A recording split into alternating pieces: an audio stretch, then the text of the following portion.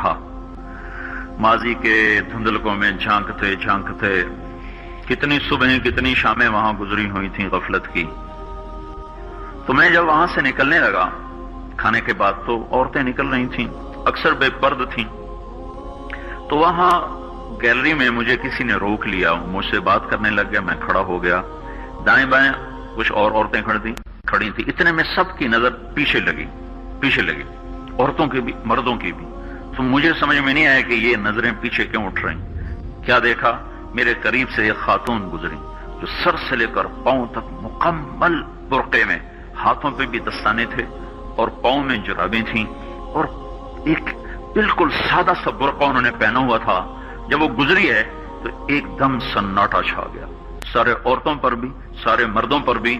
تو مجھے اس وقت خیال آیا کہ یہ حق ہے، یہ سورج جب چمکتا ہے تو ہر ایک کو اس کی روشنی نظر آتی ہے۔ وہ عورت اتنے اعتماد سے گزری، ورنہ ایسے ماحول میں تو جنہوں نے پردے کیے ہوتے ہیں وہ پردے اتار دیتے، سر سے دوپٹے اتار دیتے، وہ اس میں اس طرح گزری، اوہو، سب کی نظریں شرم و حیا سے جھک گئیں۔ وہ عورتیں جن کے دوپٹے کہیں جا رہے تھے ان کی بھی نظریں شرم و حیا کی وجہ سے جھک گئیں۔ یہ مسلمان عورت کی پہچان ہے، یہ فاطمہ کی بیٹی ہے، یہ خدیجہ کی بیٹی ہے، یہ مغرب کی ننگی بیٹی نہیں ہے کہ جہاں ماں بیٹی کا تصور ختم کر دیا گیا ہے۔ اب وہ گندگی ہماری طرف پھینکنا چاہتے ہیں، وہ ہمیں یہ گند چاٹنے پر لگانا چاہتے ہیں، اور ہم اللہ کی محنت کر رہے ہیں، یا اللہ تو اس نظام کو توڑ دے۔ ہماری تو بے بسی ہے، ہماری بیٹیوں کے سر سے دوپٹے اتر گئے، کپڑے مختصر ہو گئے، عجب حال ہے۔ حیا پتہ نہیں کہاں ہی روٹ کے چلا گیا، نظر ہی نہیں آتا۔ پہاڑوں میں جا کے بھی ڈھونڈا، وہاں بھی نہیں ملا، صحراؤں میں گئے، دریاؤں میں گئے، کہیں نہیں ملا۔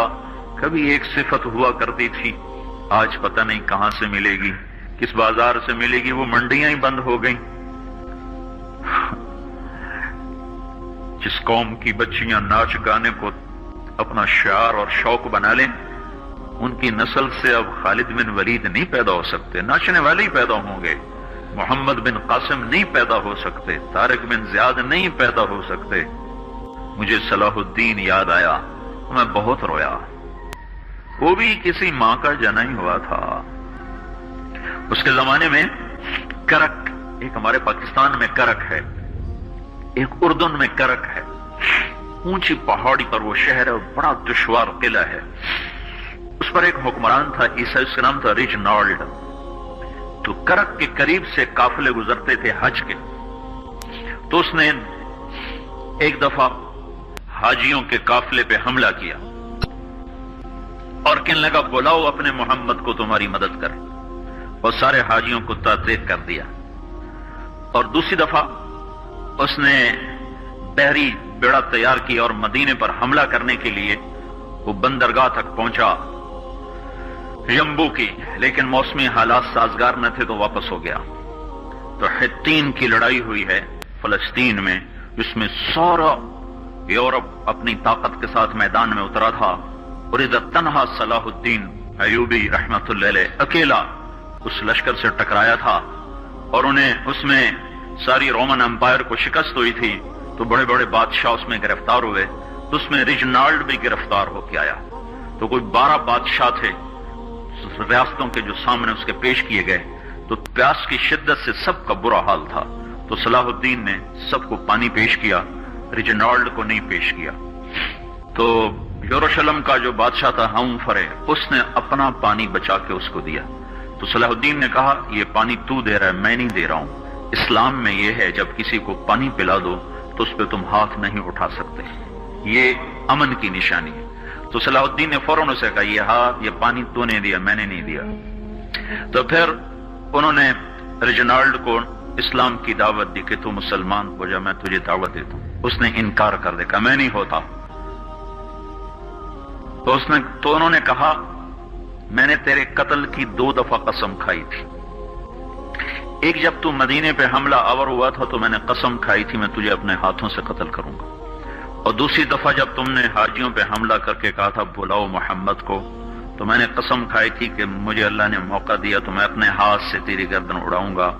آج محمد کا ادنا غلام، آج محمد کا ادنا غلام تیری اس بات پر یہ فریضہ ادا کرنے کے لیے آ رہا ہے، اور اپنی تلوار سے اس کی گردن اڑائی، وہ پیچھے لٹک گئی، پوری نہیں اڑی، پیچھے لٹک گئی، خوفناک منظر بن گیا۔ تو سارے بادشاہوں پہ کب کبھی طاری ہو گئی۔ تو صلاح الدین فرمانے لگے ہمارے مذہب میں یہ نہیں ہے، بادشاہوں کے ساتھ ہم بادشاہوں جیسا ہی سلوک کرتے ہیں، پر یہ حدود سے آگے چلا گیا تھا۔ اب مجھے یہ قصہ بھولا ہوا تھا، مجھے انہی حادثوں میں، انہی ہنگاموں میں وہ یاد آیا، تو بعد تنہائیوں میں بیٹھ کے بے بسی کے آنسو بہہ جاتے ہیں، اور اس کے سوا کوئی چارہ نہیں ہے۔